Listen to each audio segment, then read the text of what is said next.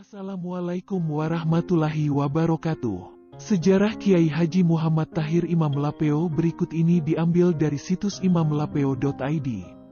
Berikut kisahnya. Membaca peta sejarah dan perkembangan Islam Tanah Mandar, Sulawesi Barat rasanya tidaklah akan hatam jika tak membaca dan menyelami perjalanan hidup Kiai Haji Muhammad Tahir atau yang berjuluk Imam Lapeo. Beliau yang dikenal sebagai seorang sufi, waliullah dan seorang yang saleh, serta penyebar agama Islam dan telah menghibah totalkan seluruh masa hidupnya untuk ilmu dan umat. Beliau dikenal tidak hanya karena kedalaman ilmu dan jiwa kemanusiaannya yang begitu tinggi, tetapi juga karena masyarakat telah memperoleh banyak manfaat dari kehadiran beliau dan bahkan pada apa yang kini beliau tinggalkan. Nasab Imam Lapeo. Imam Lapeo terlahir dengan nama Junaihin Namli.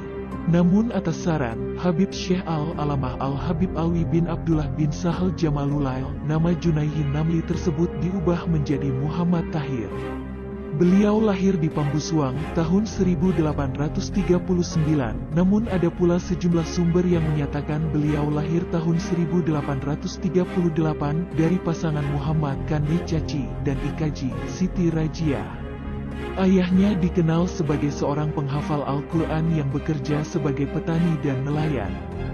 Jika ditarik dari garis keturunan ayahnya, Imam Lapeo adalah keturunan Guru Gagde atau Abdurrahman Aladi. Guru Gagde sendiri dikenal sebagai salah seorang penyebar agama Islam di akhir abad ke-17. Sedangkan jika ditarik dari garis ibunya, Imam Lapeo adalah keturunan bangsawan, keturunan dari Maradiatiti. Moyangnya adalah Tumatindo di Litana. Muhammad Tahir digelari Imam Lapeo karena beliaulah yang mendirikan Masjid Nurut Taubah di Lapeo dan sekaligus menjadi imam pertama di masjid yang didirikannya itu. Semasa hidupnya, Imam Lapeo memiliki nama panggilan lain yang disematkan padanya. Khusus gelar Imam Lapeo ini diberikannya karena beliau menetap di Desa Lapeo Kecamatan Campalagian Kabupaten Polewali Mandar Sulawesi Barat dan menjadikan wilayah Lapeo sebagai salah satu titik fokus dakwahnya. Selain itu, ia juga digelar Tusalama, orang yang selamat, karena begitu banyak kisah kekeramatan juga keselamatan semasa hidup dan bahkan hingga beliau berpulang. Sedikitnya, sejumlah tulisan banyak menyebutkan, sedikitnya ada 74 karamah, kelebihan dalam kisah hidup Imam Lapeo. Salah satunya, kisah saat Imam Lapeo terjatuh dari kapal. Imam Lapeo bukannya tenggelam, tetapi yang ada, beliau malah terlihat berdiri di tengah lautan dalam pada sebuah batu besar yang mendadak muncul dan menjadi pijakannya. Padahal kesaksian sejumlah nelayan dan pelaut Mandar kala itu, di lautan dalam tempat jatuhnya Imam Lapeo itu tidak pernah ada batu besar. Imam Lapeo juga dikenal sebagai Kane Anangguru, orang yang dalam ilmu agamanya. Selain itu, oleh cucu-cucunya beliau juga sering disapa Kane Iyek atau Kane Ambol, kakek Istanbul. Sebutan Kane Ambol itu dikarenakan beliau pernah menuntut ilmu hingga ke Istanbul, Turki. Riwayat penuntutan ilmu dan keluarga Imam Lapeo. Sejak kecil Imam Lapeo dibesarkan dengan warna pendidikan agama yang kental. Ia dibesarkan oleh Muhammad, ayah, dan Abdul Karim, kakeknya yang keduanya penghafal Al-Quran. Abdul Karim, kakek Imam Lapeo, ayah dari ayahnya itu atau yang digelari sebagai Kane Nugo atau juga Kane Buta. Yang meskipun buta, namun kakek Imam Lapeo itu adalah seorang penghafal Al-Quran. Lingkungan tempat tinggal Imam Lapeo saat kecil yakni Pambusuang ikut mendukung proses belajarnya. Ini karena sejak abad ke-17, dengan hadirnya guru gade, pendidikan membaca dan mendaras Al-Quran aktif dilakukan di lingkungan Pambusuang. Akhirnya di usia 14 tahun, Imam Lapeo sudah menamatkan Al-Quran dengan baik. Pada usia antara 16 hingga 17 tahun, Imam Lapeo kemudian memilih merantau dan memperdalam ilmu agamanya. Daerah rantau yang dijejaknya adalah Parepare, Sulawesi Selatan. Lalu saat usianya menginjak 18 hingga 20 tahun, Imam Lapeo kemudian menuju Pulau Salemo di Pangkep, Sulawesi Selatan. Parepare dan Salemo itu sengaja beliau datangi, karena di masa itu, dua wilayah itu dikenal sebagai daerah baik untuk menuntut ilmu agama. Kedalaman ilmu dan pemahaman Imam Lapeo akan Islam diperolehnya dengan terus menuntut ilmu. Mendatangi dari satu guru ke guru lain untuk memantapkan pemahaman keagamaannya. Tidak cukup hanya di Sulawesi, Imam Lapeo pun mendatangi daerah dan negeri yang lebih jauh lagi untuk menuntut ilmu. Tercatat Imam Lapeo datang ke Padang, Sumatera Barat saat usianya sekitar 20-21 tahun. Setelah tinggal cukup lama di Padang, Imam Lapeo kembali melanjutkan perjalanan untuk menuntut ilmu di tempat lain. Dan saat usianya sekitar 24 tahun, Imam Lapeo mendatangi Masjid Banten dan menemui imam besar di masjid yang ada di Banten. Namun beliau kemudian diarahkan untuk belajar di Masjid Sunan Ampel, Surabaya, Jawa Timur. Ia pun ke Masjid Sunan Ampel dengan diantar langsung oleh imam besar Masjid Banten tersebut. Di sana beliau kembali belajar ilmu agama dan hidup dalam pergumulan masyarakat Jawa Timur selama 7 tahun. Sekitar tahun 1886, saat berusia 48 tahun, Imam Lapeo berangkat haji untuk pertama kalinya. Kesempatan berhaji ini kemudian dimanfaatkan baik untuk kembali menuntut ilmu. Beliau kemudian belajar pada ulama-ulama di sana seperti Syekh Muhammad Al-Ibna. Dalam kesempatan ini juga beliau menyempatkan untuk berkunjung ke Istanbul, Turki. Bahkan beliau sempat menetap beberapa lama di Istanbul. Hal inilah yang kemudian membuat cucu-cucunya memanggilnya Kane Ambol. Dari kisah rantau dan pilihan wilayah penuntutan ilmunya itu, menunjukkan betapa Imam Lapeo sangat senang menuntut ilmu. Ia selalu mengambil setiap kesempatan yang tersedia untuk terus menambah ilmu. Tercatat sejumlah nama yang pernah menjadi guru Imam Lapeo sebagai berikut. 1. Muhammad, ayah beliau. 2. Abdul Karim, kakek beliau. 3. Guru Langgo di Pambusuang untuk belajar bahasa Arab. 4. Guru-guru di Salemo Pangkep belajar tentang akhlak. 5. Guru-guru di Parepare seperti Al-Yafi'i, ayah dari Profesor Haji Muhammad Ali Al-Yafi'i, belajar ilmu fikih dan tafsir. 6. Guru di Pulau Madura, Syekhuna Kolil Bangkalan, belajar tasawuf. 7. Habib Syekh Al-Alamah Al-Habib Alwi bin Abdullah bin Sahal Jamalulail, belajar tasawuf. 8. Syekh Hasan Yamani yang mengajarkan fikih. 9. Syekh Muhammad Al-Ibna. 10. Guru di Padang yang mengajarkan beliau agama dan pencaksilat. 11. Guru-guru di Malaka, Singapura, dan guru-guru lainnya. Sepulang dari Mekah, Imam Lapeo kembali ke Mandar dan melanjutkan kegiatan dakwahnya. Pada tahun 1892, saat usianya sudah menginjak 53 tahun, Imam Lapeo mendatangi rumah Imam Butu Puaji Tepu atau Pualapium untuk kian meluaskan jaringan dakwahnya.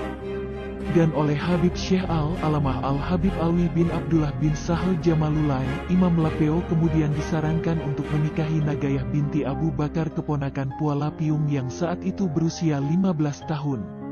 Usulan ini kemudian diterima dan saat menikah, Habib Syekh Al-Alamah Al-Habib Alwi bin Abdullah bin Sahal Jamalulail mengganti nama Nagayah menjadi Siti Rugayah. Setelah menikah, Imam Lapeo berusaha membagi waktunya dengan baik agar semua wilayah yang menjadi medan dakwahnya tetap dapat terbina dengan baik. Menurut penuturan Siti Rugayah, setiap hari Imam Lapeo membagi waktunya untuk 3 tempat, yakni salat maghrib di Pambusuang, salat isya di Butu, dan salat subuh di Lapeo. Dari Siti Rugayah, Imam Lapeo kemudian dianugerahi sejumlah anak, yakni Siti Fatimah Tahir, Siti Hidayah Tahir, Kiai Haji Muhsin Tahir, Hajah Aisyah Tahir, Hajah Muhsanah Tahir, dan Hajah Marhumah Tahir An-Nangguru Kumar. Atas usul pemuka masyarakat, beliau kemudian menikahi Siti Hadijah. Dari Siti Hadijah, Imam Lapeo dianugerahi 3 orang anak, sayangnya 2 dari mereka meninggal di usia anak-anak. Tinggallah Kiai Haji Najamuddin Tahir sebagai anak satu-satunya dari perkawinannya dengan Siti Hadijah. Selain Siti Rugayah dan Siti Hadijah, Imam Lapeo juga sempat menikahi Atariah dan Hajah Halifah, namun dari keduanya, Imam Lapeo tidak dikaruniai anak. Di Mamuju, saat melakukan perjalanan perluasan dakwahnya, Imam Lapeo juga memperistri Siti Hunainiyah yang bergelar Tala Sompeng Kana Andi Anteng yang merupakan keponakan Maradia bangsawan Mamuju. Dari Siti Hunainiyah Imam Lapeo dikaruniai anak yakni Kiai Haji Abdul Muthalib Tahir, Hajah Asyah Tahir, serta Dokteranda Hajah Aminah Tahir dan Sabahanur yang meninggal saat masih kecil. Terakhir Imam Lapeo menikah dengan Syarifah Hamidah, seorang perempuan juga dari Mamuju. Namun dengannya, Imam Lapeo juga tidak dikaruniai anak. Jalan dan strategi dakwah Imam Lapeo. Setelah menghabiskan lebih dari 17 tahun di berbagai wilayah dan daerah perantauan dan penuntutan ilmunya, terakhir di Jawa Timur, Imam Lapeo akhirnya kembali pulang ke Mandar bersama rombongan dakwah termasuk di dalamnya para habib dari Ampel. Rombongan ini datang untuk memurnikan kembali Islam di Mandar yang saat itu banyak diwarnai oleh praktek animisme. Seraya mengajak masyarakat Mandar untuk mempraktekkan ibadah dengan benar, sesuai dengan tuntunan Islam. Patut dicatat, masyarakat Mandar saat itu masih berciri masyarakat feodal dan belum dapat melepaskan diri dari keyakinan nenek moyang mereka yang acap kali bertolak belakang dengan perintah agama Islam. Dan dalam kurun waktu itu, kejahatan pun begitu marak terjadi. Mulai dari berjudi, sabung ayam, minum khamar hingga perampokan masih kerap terjadi di Lapeo. Bahkan di antara pelaku kejahatan itu, justru adalah orang-orang yang juga memeluk agama Islam. Membuat dakwah tentang syariat Islam semakin diperlukan di masyarakat Mandar. Untuk memudahkan dakwahnya di tengah praktek animisme dan berciri feodal itu, maka pilihan strategi yang digunakan adalah melakukan pembagian wilayah dakwah.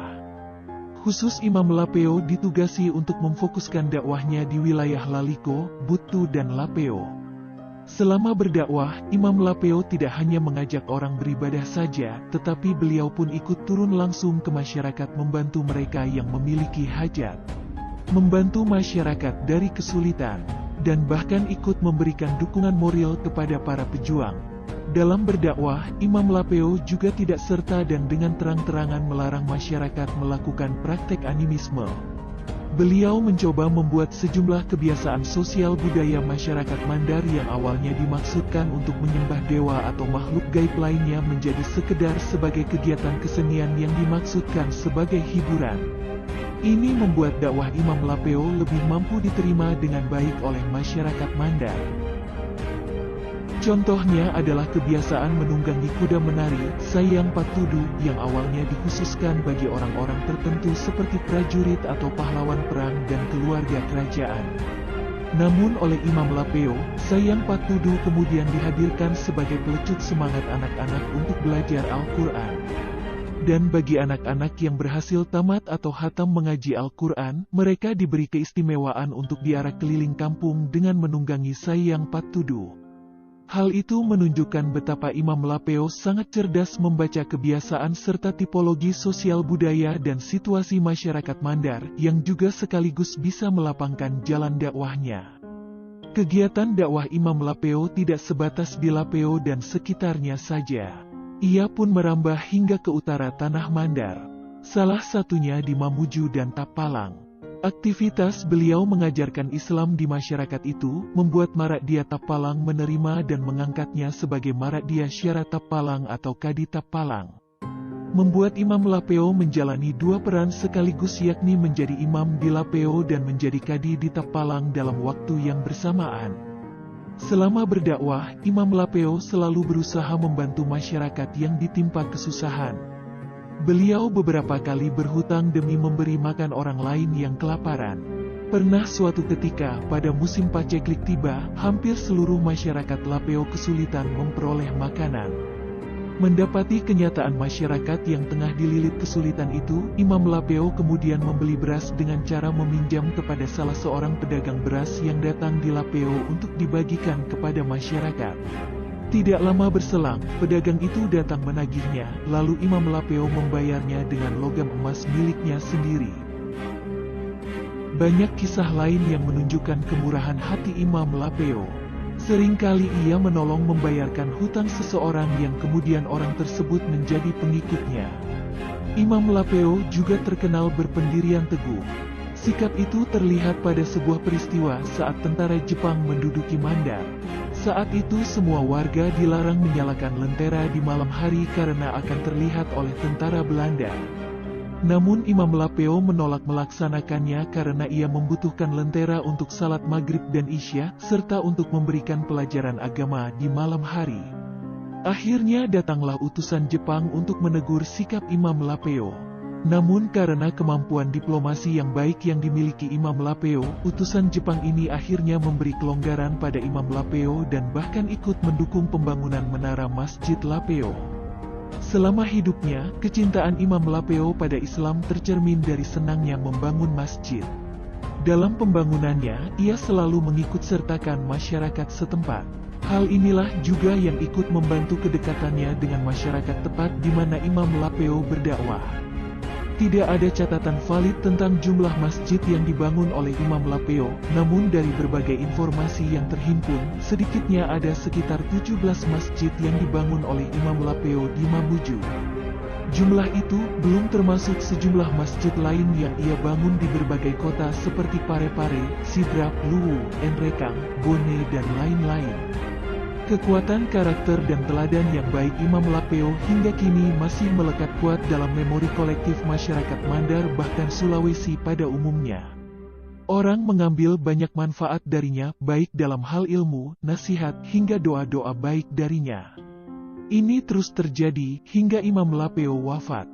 Ketika beliau tidak lagi mampu banyak bergerak dan melakukan perjalanan, orang-oranglah yang datang di kediamannya di Lapeo untuk belajar, meminta doa dan berkah agar urusannya dilancarkan, hingga meminta pertolongan atas berbagai problem hidup yang menyesakan.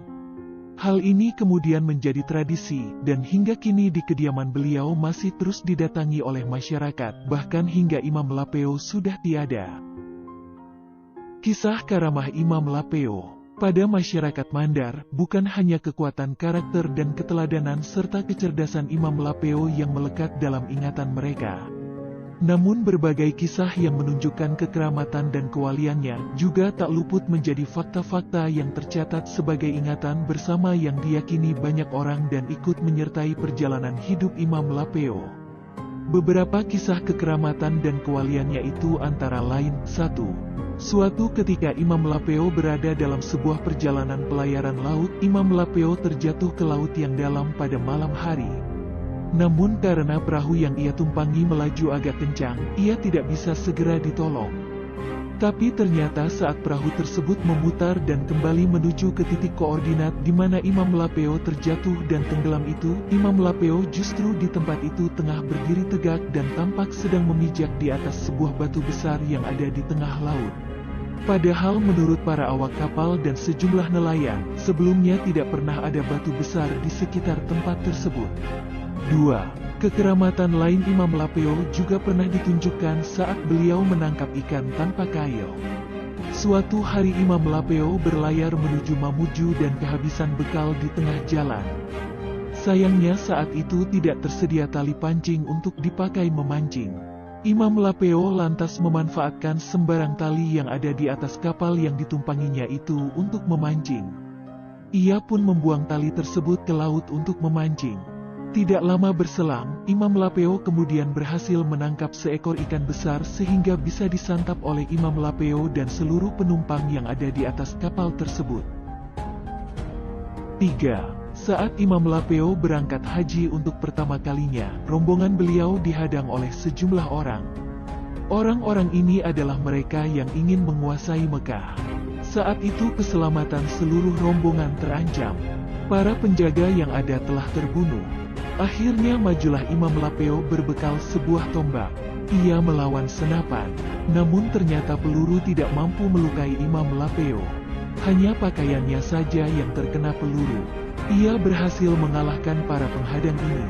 Namun Imam Lapeo pun tidak lantas membunuh mereka para rombongan yang menghadang itu. 4. Imam Lapeo juga diyakini dapat berbicara dengan orang yang sudah meninggal, baik jenazah maupun mereka yang telah dikebumikan. Beberapa kali orang menemani beliau dalam perjalanan melihat beliau berbicara dengan penghuni kubur. Seperti seorang warga Pacini bernama Itani yang pernah menemani Imam Lapeo dalam perjalanannya menuju tempat halwat. Di dalam perjalanan mereka melintasi wilayah pekuburan. Imam Lapeo menanyakan ke para penghuni kubur bagaimana keadaan mereka. Dua orang yang ia tanyai berkata bahwa mereka sedang dalam kondisi tersiksa di dalam sana dan minta didoakan. Kemudian orang ketiga menjawab, tidak apa-apa guru. 5. Hal lain yang juga terekam baik di ingatan masyarakat Mandar adalah saat Imam Lapeo membangun masjid dan menolong masyarakat dari kesulitan ekonomi, seringkali Imam Lapeo harus berhutang. Terkadang Imam Lapeo tidak memiliki dana untuk melunasi hutang tersebut dengan cepat. Hingga beberapa kali ada sejumlah pihak yang menagih hutang kepada beliau untuk segera membayar hutangnya.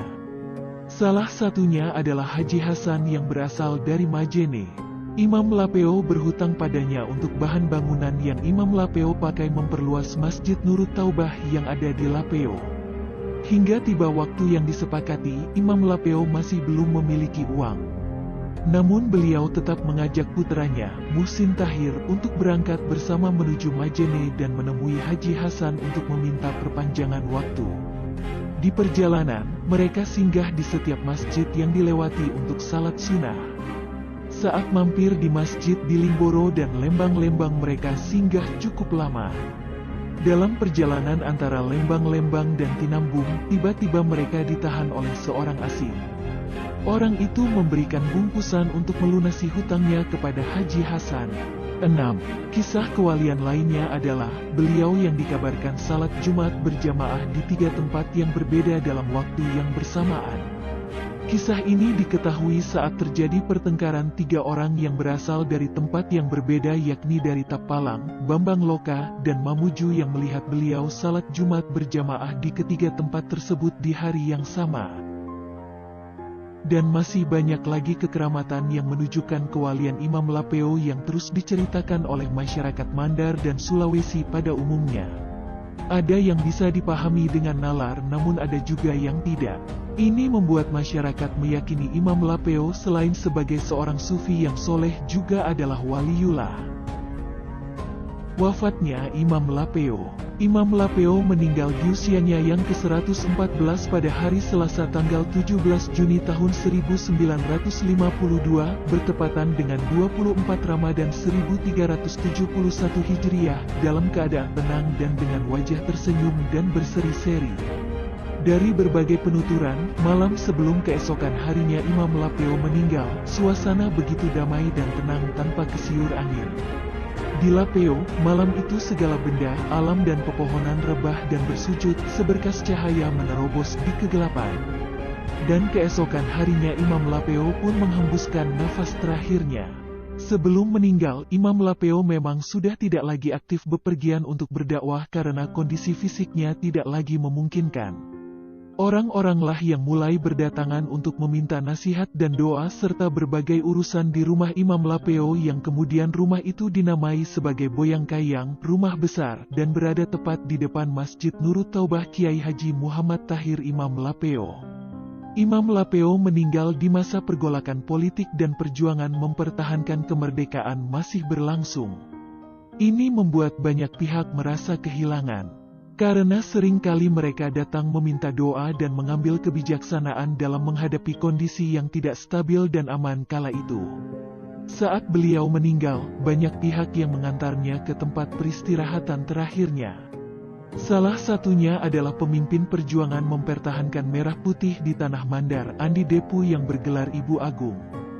Dan atas kesepakatan pihak keluarga, Imam Lapeo kemudian dimakamkan di dalam area Masjid Nurut Taubah Kiai Haji Muhammad Tahir Imam Lapeo. Masjid yang beliau bangun dan yang oleh masyarakat Mandar sekitarnya lebih mengenalnya dengan sebutan Masigi Imam Lapeo.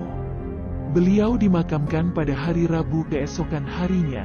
Sejumlah kesaksian menuturkan, sewaktu jenazah Imam Lapeo diangkat terasa sangat ringan seakan-akan tidak ada beban berat kecuali kain kafan.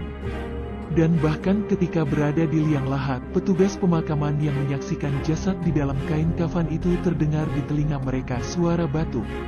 Demikianlah akhir hidup seorang soleh yang sepenuh hidupnya diabadikan untuk ilmu dan umat dan telah begitu banyak memberi manfaat bagi masyarakat di sekitarnya. Hingga kini Imam Lapeo menjadi salah satu tokoh penyebar agama Islam yang kisahnya terus diceritakan turun-temurun di tanah Mandar. Dan salah satu pesan yang paling mencolok dan diutamakan oleh Imam Lapeo kepada masyarakat Mandar adalah agar selalu berkata jujur dan tekun melaksanakan sholat dan ibadah lainnya. Hingga kini makamnya yang ada di sisi kanan teras Masjid Nurut Taubah Kiai Haji Muhammad Tahir Imam Lapeo itu terawat dengan baik dan tetap ramai diziarahi oleh sejumlah warga Mandar dan para peziarah dari berbagai wilayah bahkan negara.